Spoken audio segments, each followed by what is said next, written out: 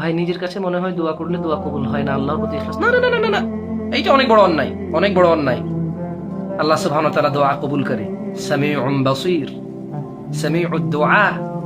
আপনি আল্লাহর কাছে দোয়া করবেন, সেই দোয়া কবুল হবে এই আস্থা রাখবেন, আল্লাহর প্রতি ভরসা রাখবেন। আপনি দোয়া করেছেন, আল্লাহ সেটা শুনেছে, এই আস্থা রাখবেন। আপনার দোয়া আল্লাহ কবুল করবেন, এই আস্থা রাখবেন।